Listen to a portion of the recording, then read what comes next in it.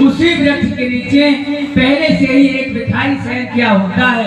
जब रात्रि होती है, सोते हैं दोनों, तो दोनों ही स्वप्न देखते हैं। जो राजा होता है वह सपने देखता है कि वह भिखारी हो गया है, और जो भिखारी होता है वह सपने देखता है कि राजा होता है, और भिखारी भिखारी ही होता है। आप किसी को भी इसका दोषी ना मंगवा दीजिए।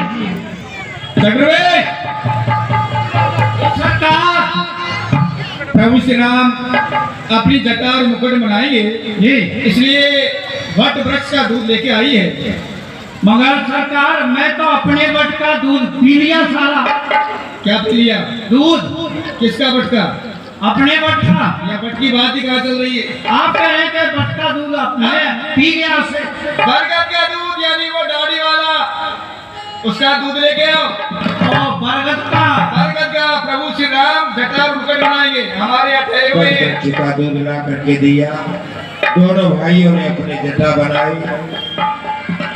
अनुज सहित सिर जटा और राम के साथ। प्रभु श्री राम, ये आप क्या कर रहे हैं? महाराज ने तो मुझसे ऐसा कहा था कि राम के साथ रथ लेकर के जाओ, 10-14 दिन वन में घुमा करके वापस ले आना, और आप वन का श्रृंगार कर रहे हैं। देखा जाता है नहीं वन का ये श्रृंगार। वापस चलिए, अवध को खड़ा है रथ तैयार।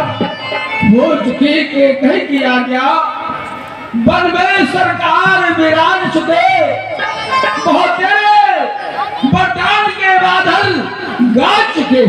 वापस चलिए, अवध को जनता जीवित हो जाएगी, अपने राजा को सभावत शाही ताज पहनाएगी। ऐसा न करिए राम। मैत्री की राम उठाई प्रबोधा,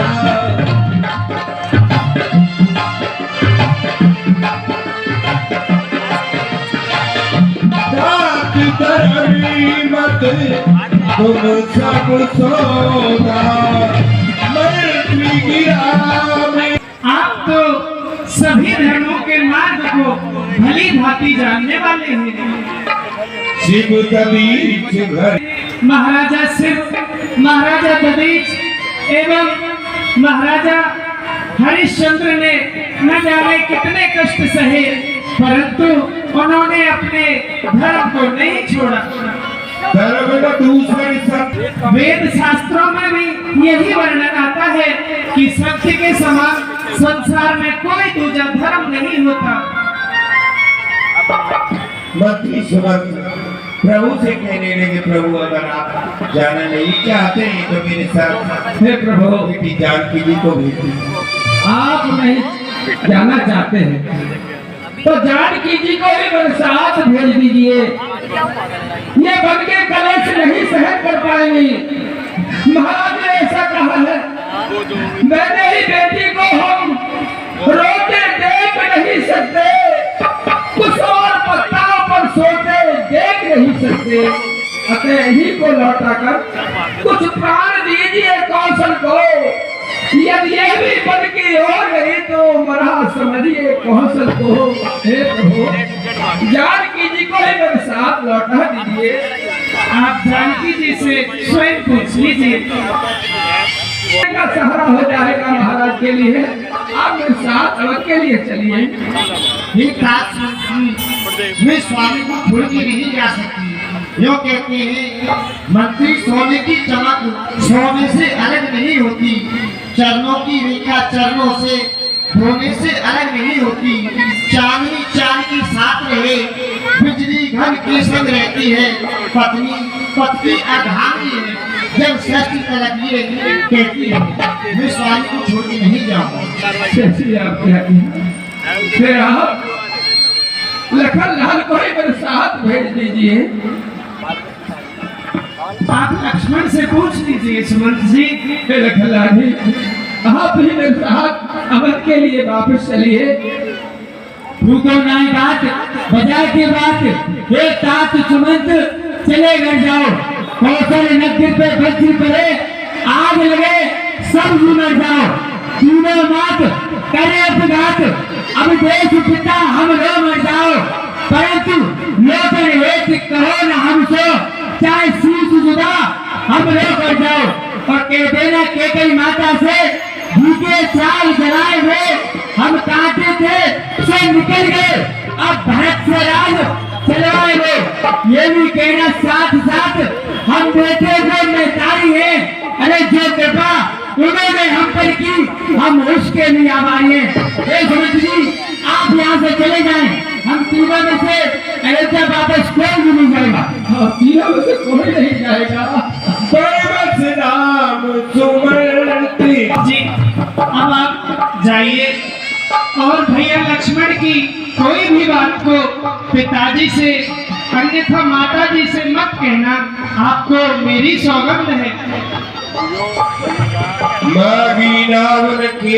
माँ गंगा के पास जाना है तो आप किसी केवट से कह करके एक नौका मनवा दीजिए।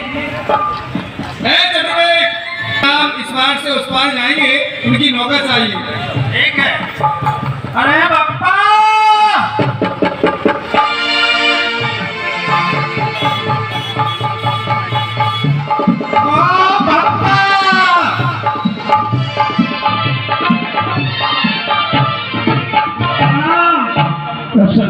राजा जी जोहार है।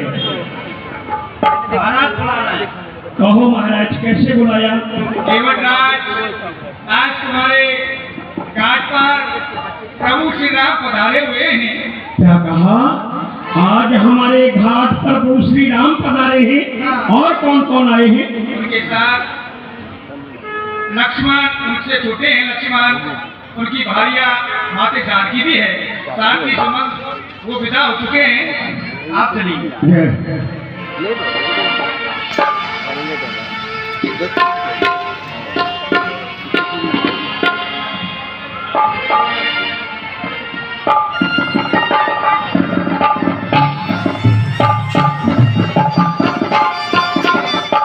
प्रसन्न रहो भैया केवट। राजा जी आप मुझे बताएंगे क्या ये वही प्रभु श्री राम हैं जो अपने गुरु विश्वामित्र जी के साथ हाँ यज्ञ में गए थे?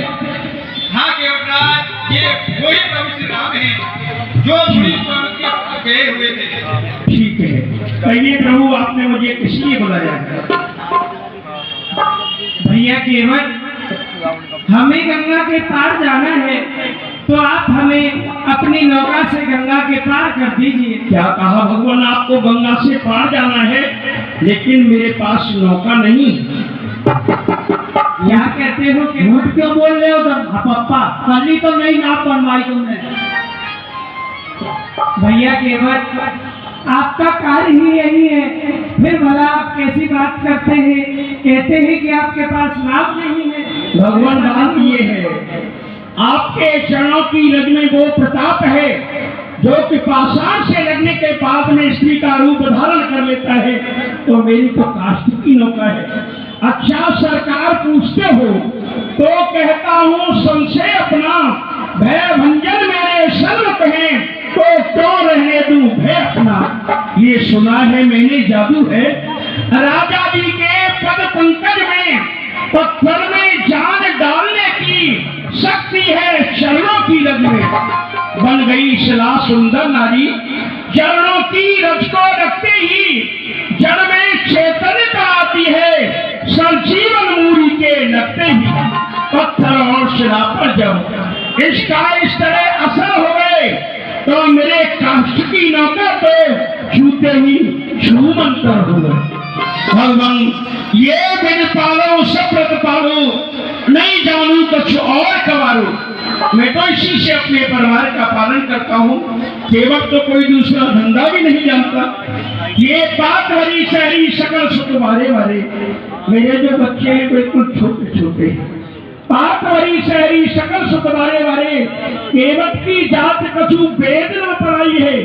याई लाग राजाजू परत है कुटुंब मेरो, है के वित्तहीन कैसे दूसरी गड़ाई हो। गौतम की धरनी सब तरनी तरेगी मेरी, वे के निषाद मैं बाद न बढ़ाई हूँ। तुलसी के ईश राम राम ने सो साची कहा, बिना पग धोए नाथ नाव ना चढ़ाए। जब तक मैं आपके चरणों को नहीं धो लूंगा तब तक मैं नौका में आपको नहीं बिठा। सुन केवट के